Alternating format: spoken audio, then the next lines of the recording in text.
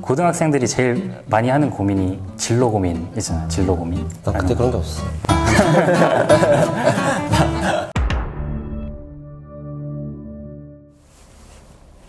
네, 안녕하세요. 안녕하세요. 채널에 구독자분들한테 새로운 스피커분을 소개시켜드리고자 간단하게 인사를 드리려고 해요. 저의 원래 아는 동생이자 지금은 하나의 스타트업 대표로 지내면서 열심히 살아가고 있는 열심히 살고 있습니다. 전 못 자잖아요. 네, 어제도 밤샜어요. 그쵸. 전에는 원래 제도권에 있었잖아요. 맞아요. 저도. 이름을 알려주실 수 있나요? 제 이름은 황규종입니다. 형이 소개해주신 것처럼 그러니까 제도권에 있었죠. 글로벌 운용본부의 사모펀드 운용팀에 리서치 했었고, 그러고 나서 이제 삼성증권에서 프라이빗 뱅커로 있었는데, 이제 주로 글로벌 투자 포트폴리오 전략 짜고 뭐 이런 부분 많이 했어가지고. 해외 주식을 전문으로 하고, 그래서 실제 투자 경력은 되게 오래됐잖아. 금융위기 때부터 했으니까 되게 오래됐지. 13년? 내가 횟수로 한 12년이 됐으니까. 그리고 왜 시작하게 됐는지 좀 그런 거 간단하게 한번 이야기를 해볼까? 왜 시작하게 됐는지는 되게 명확한 게, 그러니까 2008년 금융위기가 어떤 사람은 뭐 회사가 좀 어렵나 보다 이렇게 지나간 사람도 있을 거고, 어떤 사람은 자기가 뭐 투자하던 펀드가 뭐 안 좋네, 주식이 안 좋네 이런 사람도 있고, 나는 이제 그때 다들 하는 그런 뭐 펀드에 조금씩 들어가 있었던 그런 상황이었고, 근데 딱 금융위기 때는 뭐 이 펀드뿐만이 아니라 모든 주식형 자산, 위험자산 자체가 다 작살이 나니까 그치. 마이너스 한 40 몇 프로? 50% 이런 거지. 근데 이 정도면은 내가 한번 해보면 좋지 않을까 이런 생각이 많이 들었고, 내가 그때 고등학생이었어가지고 고등학생들이 제일 많이 하는 고민이 진로 고민이잖아. 진로 고민. 난 그때 그런 게 없었어.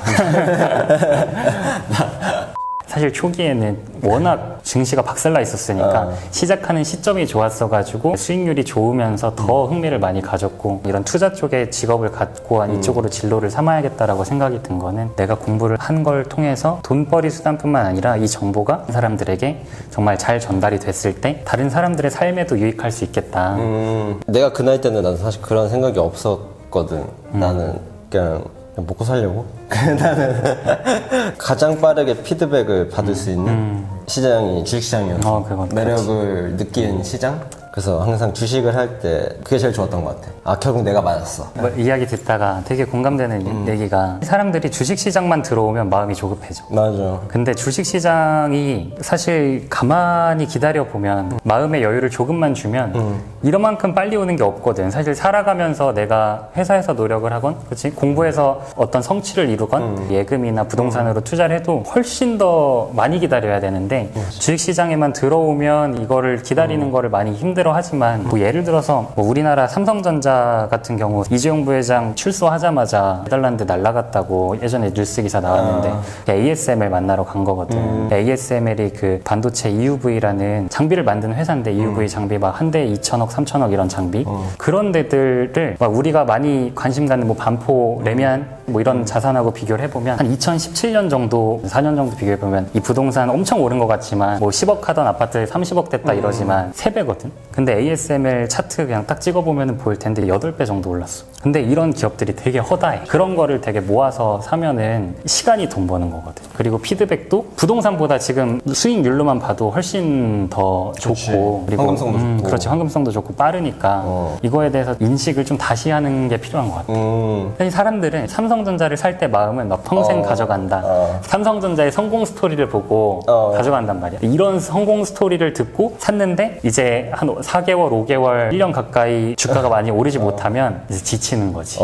PB 하면서 제일 느낀 게 그거야. 사람들은 자신의 투자 스타일을 잘 몰라. 맞다니까. 그게 진짜 커. 가치 투자를 할 거야. 나는 장기 투자를 할 거야 라고 하는데, 한 일주일, 2주일 막 주가 빠지면 어떻게 해야 되나요? 막 이런 상담도 많이 하고, 막 잠이 안 온다 이러시는 분들도 있고, 그런 것들에 대해서 좀 다시 좀 인식 전환을 해서 정말 큰 틀부터 이해하고 들어가서 장기적으로 이 포지션을 유지하고, 어떤 시황의 흔들림에 크게 개의치 않고 계속 차곡차곡 좋은 자산을 모으면 이 자산이 알아서 또 내 부를 읽어주는 이런 거를 추구했단 말이야. 투자 스타일에 대한 내 생각을 이야기하자면, 투자 스타일을 정립할 땐 나는 개인적으로 사람의 기질이랑 그리고 내가 투자를 내 인생에서 어느 정도의 포지션으로 포지셔닝 할 거냐가 굉장히 중요하다고 생각하거든. 우리 같은 사람들은 투자를 직업으로 했기 때문에 어떻게 보면 많은 영역에서 몰입할 수 있잖아.